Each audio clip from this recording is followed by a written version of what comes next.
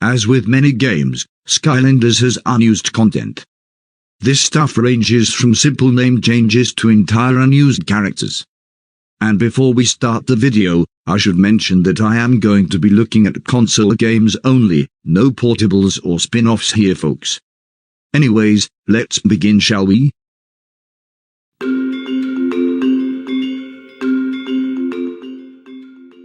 Skylanders Spyro's Adventure has a decent amount of content. Starting off, we have perhaps the most well-known unused character, Tartlopes. Tartlopes was a water Skylander, being described as a little blue water slug that zipped around, left a little pool of sludge behind him, and he would scream and shoot electricity. Tartlopes was one of the first characters to be made for Spyro's Kingdom, an idea for a Spyro game before Skylanders, alongside Bash, Ghost Roaster, not Spyro, and a troll who we'll get to later. Tartlopes was scrapped because the creators believed that he was changed so much he lost his original charm. Not all was lost though, because Tartlopes would evolve into Zap. So if you have ever played with Zap, you've basically played with Tartlopes in a metaphorical sense. Moving on, remember the troll. Yeah, that isn't Boomer, but a character that will turn into Boomer down the line. He was creatively named Bomb Troll and, you guessed it, like terrorism. Nothing else with this guy, he really is just an early Boomer, only real difference is his personality, which went from grumpy old man to insane old man. Interestingly, he was playable as seen here. The last unused Skylander is Sun Dragon, a predecessor to Como. He got relatively far into development, as he was fully playable at some point, had his own toy, and appeared in a trailer, oddly alongside Como. Now let's talk about toys. Here's some rather interesting figures, such as this Hugo and Haldor, and fun fact, Haldor was playable before he became Double Trouble. Terraforming got changed before release, a lot by what I've seen. Such as in this trailer, where he had both hands up before one was put down, and this was only a few months from launch. I also like the like to dislike ratio on this video, shows you how butthurt old Spyro fans were, and to some extent still are. So this game has some unused levels, the first being this dungeon-esque level and the second being akin to the Archean Armory. In the same video, you can see the HUD changed significantly from the final.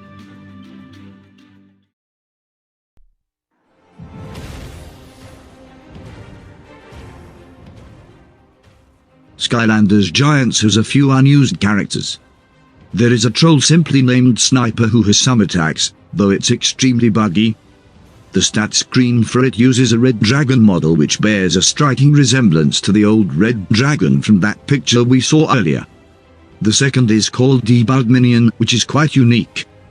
It uses Whirlwind's model, but can change its element, though it has no effect on gates. The stat screen is also quite funny. More cut Skylanders include Snapshot and Crypt King. Yes, these two were planned for Giants, they have figures and Snapshot was even playable. I also like how ridiculous this looks.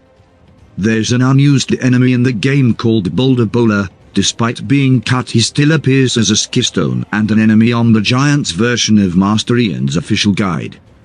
Last thing to note is that apparently there is video of an alpha version of the game. Apparently this was discovered on a Wii development kit.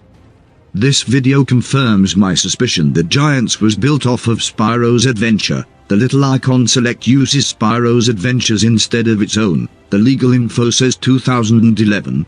The autosave message still says Spyro's Adventure. The main menu is from Spyro's Adventure, as Ian's portrait thing is from the original. Beyond that, it has quite a lot of changes from the final. The beginning cutscene is set in a different environment. Chaos is in a box instead of being frozen. There are no Skylanders in this scene.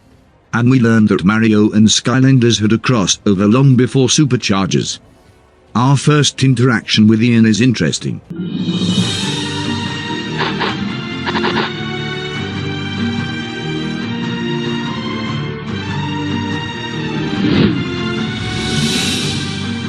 And of course, you, Automaster. In the alpha, Gigantus needed you to break the rocks around his feet, which is quite confusing considering he can easily break it himself and also he used to be a giant. You know, there's so much content changed that I am simply not able to list it all. You can go find them all yourself, it's more fun that way. What I will say though is that at one point, Ian calls the Fist of Arcus the Crown of Arcus. Done, Portal Master. Thanks to you, the vast legion of Archean war machines is now gone, and the Crown of Arcus is lost forever. This either means the guy voicing him screwed up or they changed the crown to a fist somewhere in development.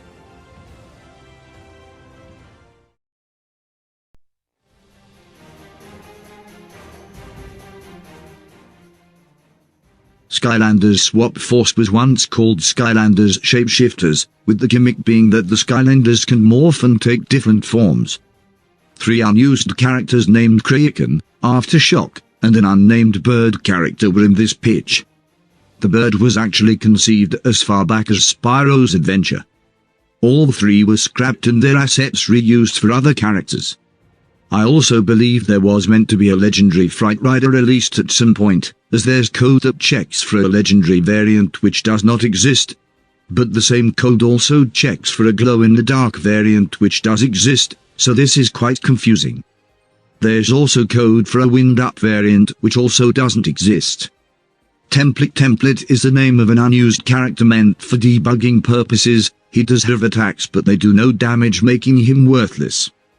Apparently Iron Jaw Gulch has an unused track, which is actually just a remix of the Firegate area. Take a listen.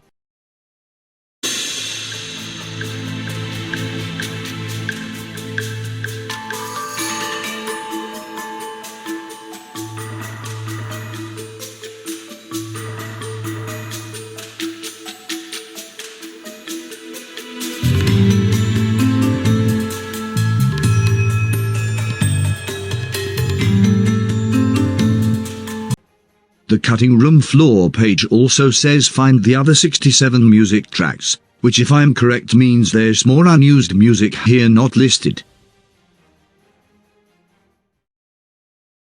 Alright, that's it for this video. I'm gonna split this up between the first 3 and last 3 games. Stay tuned for part 2, or don't.